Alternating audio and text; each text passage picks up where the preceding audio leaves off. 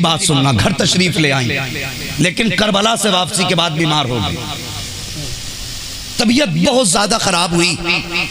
एक दिन शोहर कहने लगे चलो तबीब से तुम्हारी दवा ले आए। हजरत ज़ैनब ने क्या जवाब दिया जानते हो? कहने लगी नहीं, मैं जाऊंगी तो तबीब मर्ज चेक करेगा। कहा हाँ।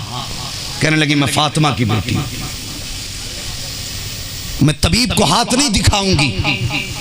कहने लगे इजाजत दी है, शरीयत ने रुख्सत दी है इतनी कि जरूरत के मुताबिक डॉक्टर को मरीज अपना हाथ जिस्म दिखा सकता है, ये इजाजत रुख्सत है, ज़ैनब चलो। कहने लगी नहीं, मैं फातिमा की बेटी हूं, मर सकती हूं लेकिन बेपर्दगी को करीब नहीं आने दे सकती।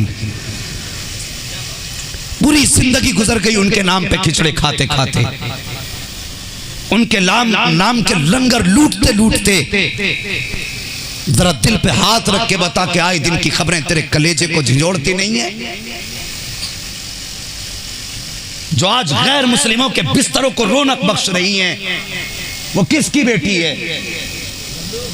मुझे बताइए, क्या वो कलमा पढ़ने वालों की बेटी नहीं? उसका बाप अलग है, उसकी मां अलग है। कई जगह जिम्मेदार लोगों ने समझाने की कोशिश की मां बाप को कि भाई बेटी पे नजर रखो, तो बदबख्त बाप कहता क्या है कि तुम मेरी बेटी को उड़ा रहे हो, उस पे इल्जाम लगा रहे हो। ये कह के समझाने वालों के मुंह पे ताले लगा दिए। सोच, तेरी एक बेटी क्या, अगर तेरे जैसी लाखों बेटियां इस्लाम के दामन से निकल जाएं तो इस्लाम की अपनी जात पे कोई फर्क नहीं पड़ता। जी जी बेशक। लेकिन तेरी एक छोटी सी गफलत की वजह से लोग पैगंबर के दीन पे उंगली उठाते हैं कि ये कलमा पढ़ने वाले की बेटी है।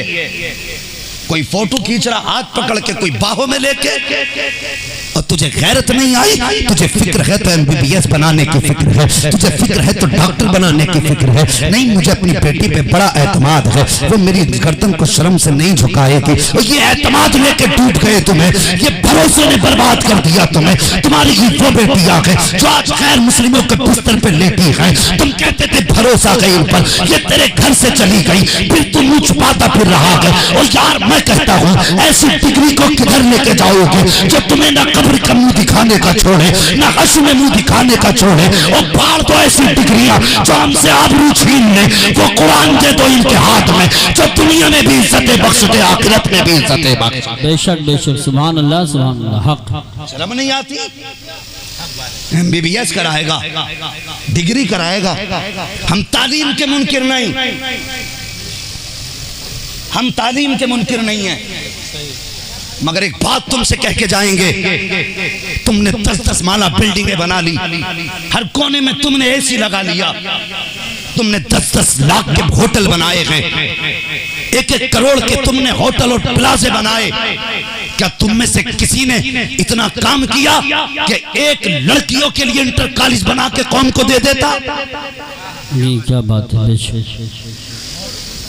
हमारे पास दौलत है मगर दिखाने के लिए, हमारे पास पैसा है मगर अपने भाई को नीचा करने के लिए। जी सही बात। क्या तुम इतने गए गुजरे हो जो तुम बेटियों की तालीम के लिए एक अलग स्कूल ना बना सके? तेरे दामन में है किस लालो जवाहर की कमी, तू किसी और के दामन की तरफ क्यों देखे? तुझे क्या ना दिया मुस्तफा ने? और खुदा की कसम, नबी का कलमा पढ़ने वाला अगर 10 साल का बच्चा 30 पारों को सीने में उतार सकता है, तो खुदा की कसम जो इंसान, जो बच्चा हाफिज कुरान बन सकता है, वो आदि मेहनत के अंदर वो बच्चा की MBBS डॉक्टर भी बन सकता है। मुश्किल काम है कुरान को याद करना। जो कौम कुरान को सीने में उतार ले, MBBS बनना तो उसके लिए चुटकियों का काम है। सही बात। मगर मेरी कौम 10वीं तक बच्चे को पढ़ा के बड़ी खुश होती है फख्र से। हाँ, हाई स्कूल करा लिया बेटे, दुकान में बैठ, वाह बहुत आगे गया तू। बेटे को मास्टरनी बनाने का शौक है बेटी को, और शर्म कर, ऐसे स्कूल में डाल जहां इसकी इज्जत महफूज रहे। सही बात। ऐसी क्लास में जाके बैठा जहां पढ़ने वाले भी बेटी हो, पढ़ाने वाली भी बेटी हो। लेकिन मुझे मालूम है मैं किस कौम से बात कर रहा हूं। मैं उस कौम से बात कर रहा हूं जिसके एक भाई की बेटी घर से निकलती है तो दूसरे भाई का बेटा चौराहे पे खड़े होकर के कुत्तों की तरह तकता है। मालूम है मैं किस कौम से बात कर रहा हूं। खुद हमसे हमारी बेटियों की इज्जतें महफूज नहीं, हम किसकी आबरू बचाएंगे? अभी हाथ उठवा लो कि हुसैन के नाम पे गर्दन कौन कटाएगा, सब खड़े हो जाएंगे। और यार तुझे गर्दन कटाने का जज्बा है, बहन की आबरू बचाने का जज्बा नहीं। सही बात। बने फिरते मुसलमान मुसलमान, उठा तारीख इस्लाम है क्या?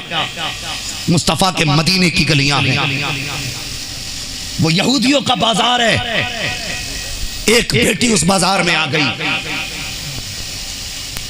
सौदा बेचने के लिए या किसी काम के लिए। बाजार यहूदियों का था। इज्जत के लुटेरे जब उन्होंने बच्ची को देखा कूद पड़े, बच्ची की कलाई थामी। जब उसकी कलाई थामी बच्ची बेबसी के आलम में आ गई और एक जुमला उस बेटी ने कहा था, क्या मोहम्मद के शहर में इसकी आबरू बचाने वाला कोई नहीं? अल्लाह अल्लाह अल्लाह अल्लाह अल्लाह अल्लाह। इतनी बात उस अजनबी बच्ची ने कही थी। अल्लाह। वो मदीने की रहने वाली नहीं थी, अल्लाह। वो किसी दूर से दूसरी जगह से आई थी। लेकिन जब उसकी इज्जत पे हाथ डाला गया उसने छोटी सी बात कही थी, क्या कोई मुस्तफा के मदीने में ऐसा भी नहीं जो मेरी इज्जत की हिफाजत कर सके? इतनी बात बच्ची ने कही है। उसी बाजार में एक नबी का कलमा पढ़ने वाला हाथ में थैला लेकर के सामान खरीद रहा था। ये आवाज उसके कानों से टकराई। उसने सुना कोई मुस्तफा के शहर की दुहाई दे रहा है, कोई मेरे नबी के शहर का नाम ले रहा है। उसने सामान छोड़ा, तोड़ करके गया। क्या देखता कि यहूदी ने बच्ची का हाथ पकड़ रखा है। उसने जब उसको देखा तलवार निकाली, जाके धक्का दिया, हाथ छुटाया और कहने लगा, खबरदार अब इस बच्ची की तरफ हाथ मत उठा देना। उसने कहा, तेरा क्या रिश्ता है इससे? उसने कहा, ये मेरी बहन लगती है। अल्लाह अकबर। जैसे यहूदियों ने इतना सुना, कहा, जा चला जा वरना जान से हाथ धो बैठेगा। जब इतनी बात उस नौजवान ने सुनी, कहा, तुम जानते नहीं हो हमने मदीने वाले मुस्तफा का कलमा पढ़ा है। जब एक बार ठान लेते हैं तो फिर कदम पीछे नहीं हटाया करते। जिसकी माँ ने दूध पिलाया है अब इस बच्ची की तरफ आंख उठा के दिखाए। जैसे मुस्तफा के कलमा पढ़ने वाले ने इतनी बात कही थी, अल्लाह अकबर। यहूदी चीख पड़ा, आवाज दे के कहता है, आओ मेरी कौम के लोगों, एक मुसलमान है और हमारी गैरत को ललकार रहा है। सारे लोग तलवारें लेकर के आ गए। एक मर्द मुजाहिद के सामने सैकड़ों तलवारें खड़ी थी, लेकिन ये मर्द मुजाहिद गर्दन झुकाने को तैयार न था। अल्लाह अकबर। सैकड़ों तलवारें आई हैं। एक यहूदी आगे बढ़ा, बच्ची की आबरू लूटने के लिए मुस्तफा के शेर ने तलवार चलाई, सरतन से जुदा कर दिया। उसके बाद सारे यहूदी टूट पड़े।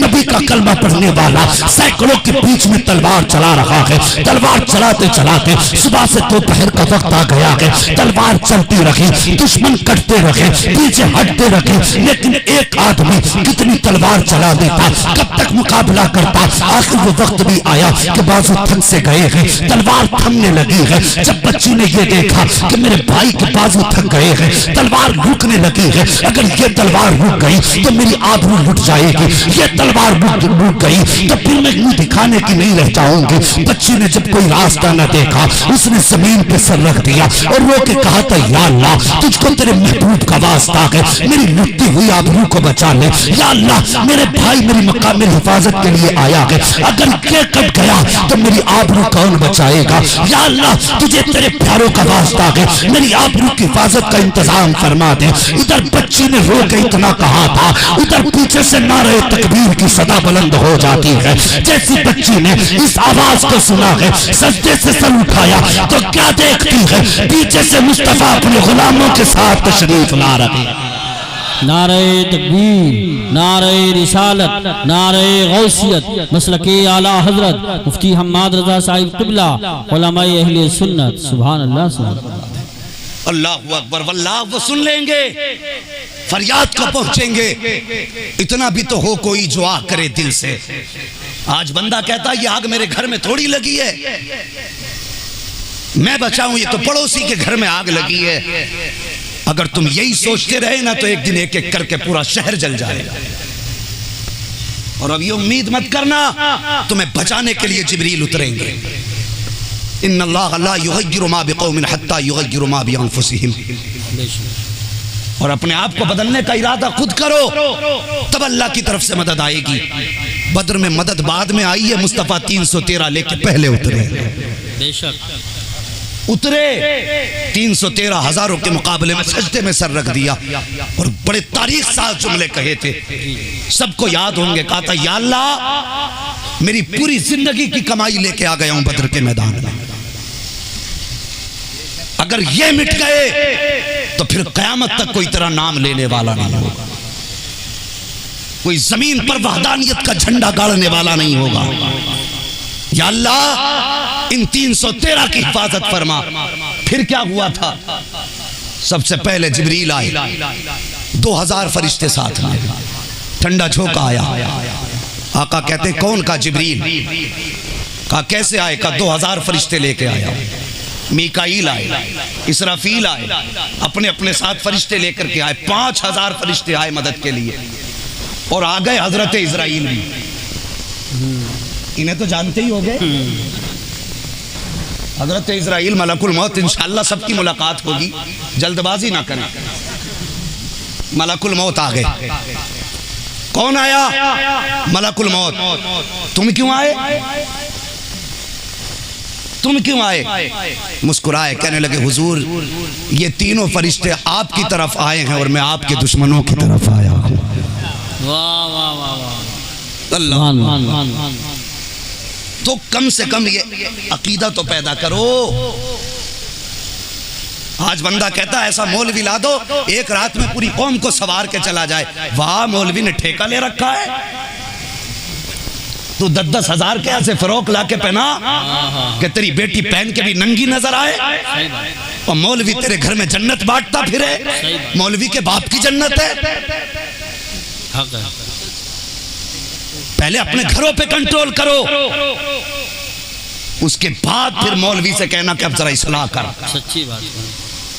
हजरत सुबह जागा देखो मार्केट में 10 मुहर्रम आ रही है, ऐसे रंग बिरंगी कपड़े ला के पहनागा, लगता है सबसे बड़ा त्योहार आ गया। लोग कहते नहीं पर्दा तो आंखों का होता, दिल का पर्दा होता। वाह जी, बड़ा अक्लमंद दुनिया में पैदा हुआ है। ये उलमा बैठे, इनसे पूछो हर दौर में, जिस दौर में जो नबी पैदा होता है, सारे जमाने से ज्यादा अल्लाह उसको अक्ल अता फरमाता है। यही है कि नहीं? अपने दौर के सारे लोगों को जितनी अक्ल होती है तन्हा उस वक्त के अल्लाह नबी को अक्ल अता फरमाता है। और फिर मेरे नबी तो सैयदुल अंबिया हैं। मेरे नबी को अल्लाह ने कितनी अक्ल अता फरमाई होगी, सोच सकते हम?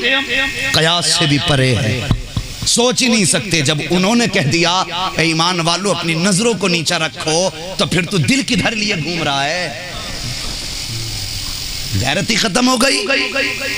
बाप ला रहा है कपड़े नंगी करके बेटियां बैठा दी बाजारों में, तमाशों में लेके जा रहे। नहीं, ये तेरा तरीका नहीं था। ओ यार, खुदा की कसम, मुस्तफ़ा ने जब बेटी को रुखसत किया ना तो 17 पैबंदों वाली चादर मुस्तफ़ा के हाथ में थी। अल्लाहु अकबर, मुस्तफ़ा गिनते जा रहे थे, रोते जा रहे थे। उम्मे सलमा खड़ी हैं, हुजूर क्या कर रहे हैं? उम्मे सलमा में चादर के पैबंद गिन रहा हूँ। अल्लाहु अकबर, 17 पैबंद गिने हैं। उसके बाद रुखसती के वक्त पर मुस्तफ़ा ने बेटी के सर पे वो चादर रखी और आका ने फरमाया था, फातिमा आज इस 17 पैबंदों वाली चादर को ओढ़ ले, कयामत के दिन मोहम्मद जन्नत की सरदारी की चादर अता फरमाए।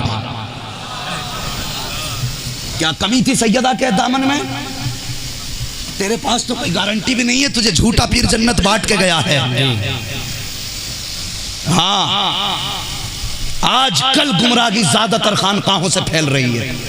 मुझे डर नहीं लगता, जबान कट जाए या गर्दन कटे, मौत एक बार आनी है। और